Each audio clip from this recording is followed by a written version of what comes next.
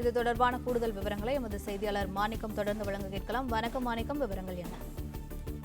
வரக்கூடிய 8ஆம் தேதி அன்று தமிழ்நாட்டில் இருக்கக்கூடிய அனைத்து நாடாளுமன்ற உறுப்பினருடைய கூட்டத்தை தமிழ்நாடு அரசு கூட்டியிருக்கிறது. இந்த கூட்டத்தில் திமுக பங்கேற்காதா என்ற ஒரு பெரிய கேள்வி எழுந்த நிலையில தற்போது திமுகவுடைய பொதுச் செயலாளர் துரைமுருகன் ஒரு அறிக்கை வெளியிட்டிருக்கிறார். அந்த அறிக்கையில தமிழ்நாட்டின் நலனையும் மாநிலத்துக்குரிய பிரதிநிதித்துவத்தை பாதிக்காத வகையில் ஃபேர் டீலிமிட்டேஷன் மேற்கொள்ள வேண்டும் என்பதே திமுகவின் உறுதியான நிலைப்பாடு.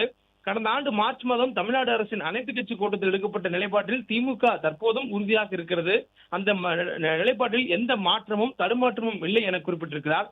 மேலும் நடைபெற்ற ஒரு நாடாளுமன்ற கூட்டத்தொடர் அலுவல் அட்டவணையில தொகுதி மறுசீரமைப்பு மசோதா அறிமுகப்படுத்துவது தொடர்பாக எந்தவித அறிவிப்பும் தெரிவிக்கப்படாத நிலையில தொகுதி மறுசீரமைப்பு மசோதா தொடர்பான என்ன செய்ய வேண்டும் என்று திமுகவுக்கு அறிவுரை சொல்லும் தகுதி எந்த கட்சிக்கும் இல்லை. முறையற்ற தொகுதி மறுசீரமைப்பால் இந்திய அளவில் ஏற்படவுள்ள ஆபத்தை முதலாக எடுத்துரைத்த அதற்கு எதிரான வலுவான கருத்தை உருவாக்கி ஒருமித்த குரலை ஒன்றிணைத்ததே திமுகவும் திமுக தலைவரும் தான் என்று அவர் குறிப்பிட்டிருக்கிறார். மேலும் சென்னையில் இதற்கான கூட்டு நடவடிக்கை குழு கூட்டத்தை கூட்டி பாதிப்புக்குள்ளாகும் அனைத்து மாநிலங்களையும் ஓரணியில் திரட்டி இந்தியாவையே திரும்பி பார்க்க வைத்து அந்த விவகாரம் குறித்து தேசிய அளவில் விவாதிக்க வைத்ததும் திமுக என்று குறிப்பிட்டிருக்கிறார்.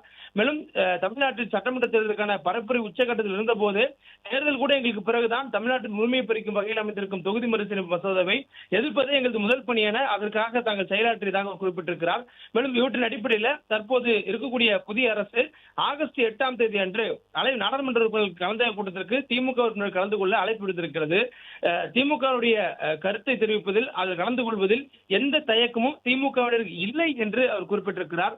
மேலும் அதற்கு முன்பாக கர்நாடக அரசு மேகதாது அணை கட்ட முனைப்பு காட்டு விவகாரம் குறித்து விவாதிக்க தமிழ்நாட்டில் உள்ள கட்சிகளின் ஒற்றுமையை வெளிப்படுத்த அனைத்து கட்சி கூட்டத்தை கூட்ட வேண்டும் என்ற நிபந்தனையை தமிழ்நாடு அரசிடம் திமுக முன்வைக்கிறது என்று அந்த நிபந்தனையை முன்வைத்திருக்கிறார்கள்.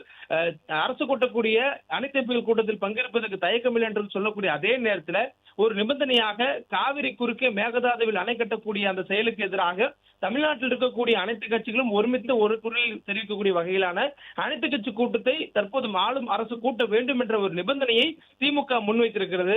மேலும் திமுக கூட்டணியிலிருந்து தாவேகா கூட்டணிக்கு மாறி இருக்கக்கூடிய காங்கிரசுடைய மனம் புண்படும் என்பதால மேகதாது விவகாரத்துல தாவேகா அரசு கள்ள மௌனம் காத்துக்கொண்டு ஏற்கனவே முடிவெடுக்கப்பட்ட தொகுதி மறுசீரமைப்பு மசோதா தொடர்பாக மட்டும் கூட்டம் கூட்டுவதை ஏற்க முடியாது என்றும் அவர் தெரிவித்திருக்கிறார்.